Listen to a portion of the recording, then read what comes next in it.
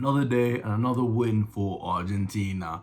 Vamos, amigos. Vamos, mis hermanos. Now, before we get into the Argentina breakdown, we have to talk about Cape Verde and what they've done for African football. We need to give it a round of applause to our African brothers, Cape Verde.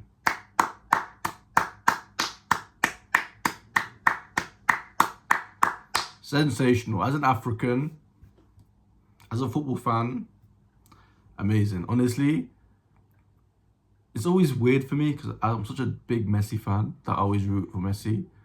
But when it comes against an African team, I'm always like, please, no, don't hurt them. So, but of course, I was supporting Messi, granted, you know. But I thought Cape Verde were brilliant, to be honest. I thought second half, especially, I thought they made it a real competitive game. I mean, I thought if it was going to be a competitive game, it was going to be through Cape Verde, just sitting back. Cape Verde? I feel like I'm saying that right. Obviously, it's the day after the match. I did stay up for the match, but I went to sleep as soon as the match was over. So I'm recording this day after. It's actually half-time of the Morocco-Canada game, which is a fest. But yeah, I generally thought if it was going to be a game where Cape Verde sit deep and Argentina going to try and break them down and play quick passes around and combine and whatnot and try to break them down. But no, Cape Verde was here to play some football. I mean, look at the second goal. I mean, that's a proper finish, a proper goal. And generally in the second half, I thought there were passages of play where they were better, like certain phases of the game where I thought they were better, which is very concerning as a Messi fan. But they actually try to play football, and I commend that. And again, I think I always find it quite difficult to kind of celebrate these you lost with dignity moments. I mean, you lost at the end of the day, but every now and then, I think it's worth celebrating the losers because they've done it with honour. So, and I think this one of those situations. I think a lot of times people overdo it, especially with England, for example. Like, people think Gareth Southgate should be knighted. It's like, no, that's different. A country of England's pedigree should be winning. So that's different. But Cape Verde is a completely different thing, right? Like, competing with Argentina is a different thing. So they should be commended. Their coach. First, I just love the way, I just love his fit. Like, he just dressed like an uncle. Like, he dressed like an uncle at a barbecue. Like, man got the necklace, the bad eye, like the necklace that puts away the bad eye, that kind of repels bad eye. He was just in a shirt, like he was just so chill. Like even I like that he gave Scaloni the pendant of Cape Verde at the beginning. Like he was just vibes. Like, and shout out the Cape Verdean fans, especially the women. Shout out to them. Definitely some people are booking trips to Cape Verde as we speak right now. Definitely. But honestly, just amazing. Argentina. Now this is what I was worried about. I think a lot of people don't recognize that in football it's a team game, it's a team sport. As amazing as Maradona was in '86, for example, Valdano and Barrichello scored a lot of goals. You know, Tata Brown played a game with one shoulder, basically, and he was brilliant defensively. Pompidou made saves. Like, they all contributed a little bit. Again, if you look at Argentina, the last World Cup, yeah, Messi was the best player, sure, but Alvarez was brilliant.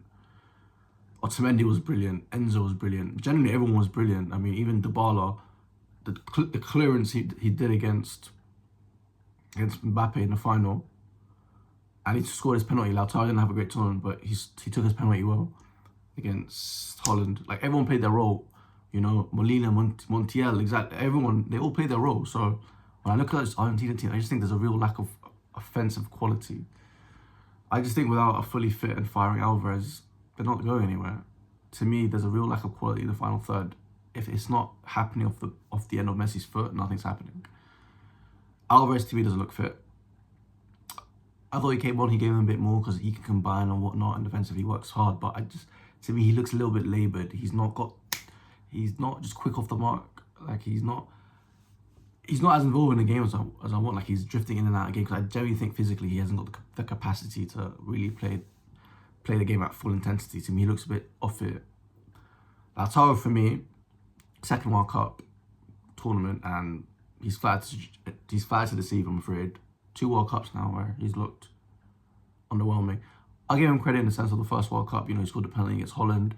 Also, one of Messi's goals, Messi's second goal in the final came off a Lautaro shot. So he contributed, and he was injured in the last tournament, but he's fully fit, I'm assuming. I'm pretty sure he's fully fit. He's not performing. I do think Lautaro, if you look at his Copa America history, like all the Copa Americas he's played, he's always been fantastic. I don't know if it's like a stylistic thing where he's quite a rough, rugged kind of player, and that suits South American football and the Copa America, where I think in the World Cup you need a little bit more finesse. The game is not as chaotic, it's more about precision and trying to find spaces and being a bit more elegant and subtle. And I don't know if it's Lautaro just doesn't have that. No, Di Maria, as I've spoken before, is a big miss. They haven't got anyone of that profile who can stay high and wide, take players on, make runs and behind and score. Got that big game pedigree. They haven't really got anyone. It's apart from Messi. And like I said, it's Alvarez, but Alvarez is not really fully fit. And Lautaro World Cup. So I don't know what that was, but I just felt like Argentina just couldn't break them down. There's no one that could do something off the cuff outside of Messi. And funny enough, Lisandro this game, supposedly. But those moments of magic, okay, Messi can only do it for so long. Like, he's one player. And he's, in the twilight of his career, as much as I don't want to admit that. So to me, that's a real concern. Like I look at Almada, look at Enzo, look at McAllister. These are all talented footballers, but are they going to do something off the cuff? No, I think probably the only one in the field who could do something like that is Paredes, and he's not really featured much. Even though I think he made his cameo, I thought it was decent, but he also plays very, very deep. So his thing is more press resistant and poor progression. Like, I would think about pushing him maybe a little bit higher and try to get him closer to Messi and just have a bit of creativity. Even someone like Nico Paz might have to play more and feature more. I think they're dying for that creativity. Even someone like Barkov, maybe not necessarily a creative player, but he's someone with his energy, with the aggression he plays on and off the ball. He creates some opportunities. So that's a problem. The second goal Cape Verde's second goal reminded me of the Saudi goal, which curved past Emi Martinez. Defensively, not sure. For me, Romero looks off it.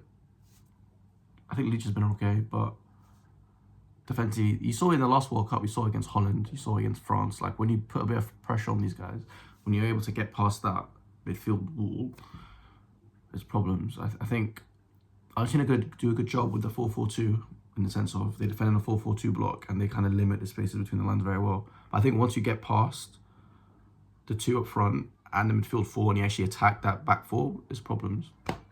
So, and even then, 4-4-2 a lot of times end up being a 4-5-1 because Lautaro drops and Messi just stays up front, right? And then obviously when they get the ball, they all kind of just converge in the middle of the pitch and outnumber everyone because everyone just drifts inside.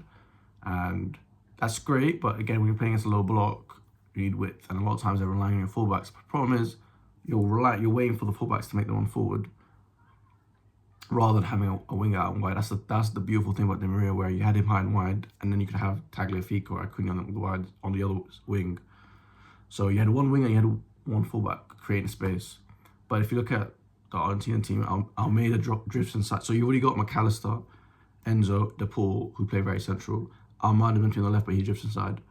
And then Messi drops. So you have five in the middle of the pitch. So they outnumber a lot of teams, but when you have width, it's like you're relying off the fullbacks. And these fullbacks are not going to beat anyone. Like, they're not dribblers. They're just going to cut the ball back or cross it. But again, like, cross to who? They haven't really got an aerial threat. So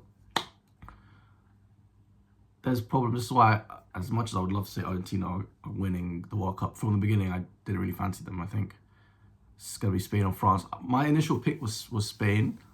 I think France definitely looked at the team at the moment.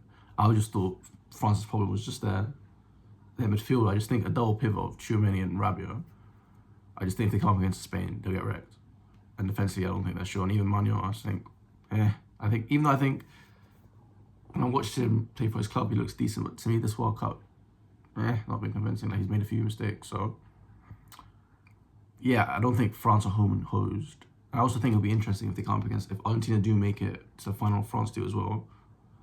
Like, Argentina, like I said, all those players drifting centrally against the two midfield of France, Argentina can really dominate them. And also, that's always the thing. Historically, Argentina kind of like playing very narrow. Like, it reminds me of the 1994 World Cup where they had all these central players and they just outnumbering everyone when they had like Redondo and Simeone and Maradona. And I forgot the other guy's name, but they all like very central. Then you had Canija and Batistuta up front. So they always had that 4-3-1-2 shape, or kind of depends how you look at it, really. Like, you can look at it at 4-3-3, or depends how you really look at it. But problems. But listen, I didn't even talk about Messi's goal. Oh my God, what a goal, Messi! And Lisandro Licha. I combined both. I mean, Lissandro, goal and assist. Come on, that's my defender. Come on. I'm a Man United fan, if people don't know. But Messi, what a goal, another record. 20 World Cup goals is a joke. It's a joke. I just thought the second half of the Morocco game was going to start, which has been a snooze fest. But oh my God, 20 goals, that's unbelievable. Unbelievable. Whenever he scores, it's just like, I can't believe we were at a point where, you know, like, we're just reminiscing about all the struggles he's had with Argentina. I mean, the guy only scored his first knockout goal in the World Cup in the last tournament, if I'm not mistaken. So, yeah, and most of his World Cup goals have come in his 30s, so amazing. Go. Love you, Messi. Vamos, Argentina. All right, guys, I'm going to leave you to it. It's been me waffling for almost 11 minutes, all right? I'm going to let you guys go.